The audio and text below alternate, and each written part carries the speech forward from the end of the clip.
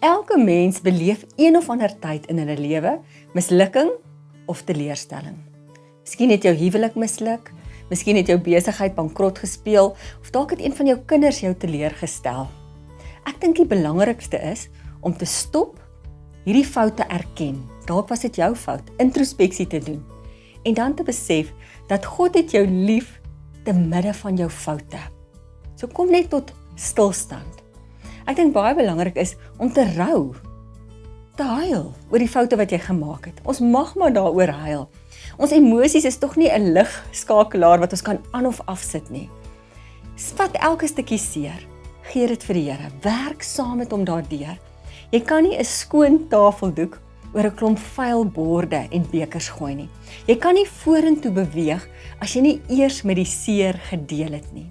So deel daarmee, gee dit vir die Here. As jy vashak, is dit selfs nodig om te gaan vir berading. Jy moet dit vir hom gee, sodat jy kan vorentoe beer, sodat jy kan aangaan. Die rouproses vat baie keer 'n rukkie. Jy gaan dalk kwaad raak, jy gaan dalk in ontkenning leef, jy gaan dalk met die Here wil onderhandel. Maar gaan deur daai fases, maar net nie iewers vashak nie. En dan moet daar 'n punt kom wat jy begrafnis hou, wat jy sê, nou is ek klaar, nou staan ek op. Ek gee nou hierdie seer vir die Here. En dan is dit wanneer die Here met ons pyn, met ons mislukkings, met ons foute begin werk, wat hy selfs ons foute in sy diens kan gebruik, wanneer ons dit vir hom gee. Ek praat van 'n heilige wond, 'n figuurlike wond, 'n seer kry, 'n teleurstelling wat jy dalk het. Dit word heilig wanneer God dit begin gebruik, wanneer hy van jou mes 'n message maak. Dan word daai wond 'n heilige wond.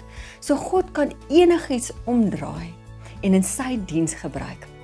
Ek dink ons moet leer uit ons mislukkings, uit daai foute wat ons gemaak het. Ons moet vorentoe faal en besef dat ons nie weer daai selfde foute moet maak nie. Die belangrike is dat ons weer sal opstaan.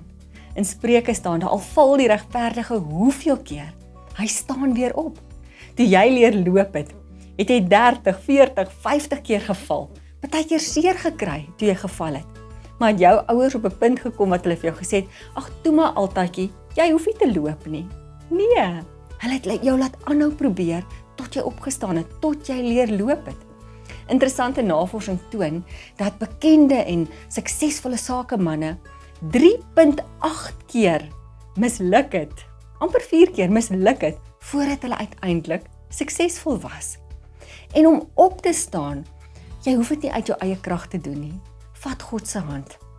In Grieks is die krag van die Heilige Gees, die Griekse woord is dynamis. Dis ook waar die woord dinamiet vandaan kom. So daai ontploffende krag van die Heilige Gees kan in jou werk en jou help om op te staan. So staan weer op, val vorentoe, beweeg aan. Een van die mooiste verhale in die Bybel van iemand wat bly opstaan het, bly vorentoe beer het, is natuurlik die verhaal van Josef. Hy het hoeveel terugslae beleef, maar hy het elke keer opgestaan en hy het aangehou om sy beste te gee. Hy het nie bitter geword nie, maar beter. As slaaf het hy sy beste gegee, sy allerbeste vir sy allerhoogste en hy het uitgestyg. En toe word hy kry weer 'n terugslag. Nou in die tronk dieselfde ding, totdat hy onderkoning van Egipte geword het. En as onderkoning was hy 'n goeie rentmeester. Hy het skure gebou, hy het vooruit beplan vir swaar tye.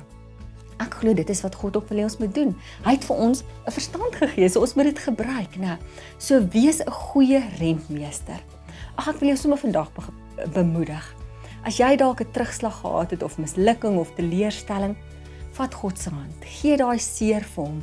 Staan weer op. Hy kan vir jou 'n beter deur oopmaak. Baie keer dan lyk dit vir ons of daar 'n punt is, maar dis eintlik 'n komma, want God het dan vir jou net iets mooiers en beters in gedagte. Hy kan selfs jou foute in sy diens gebruik.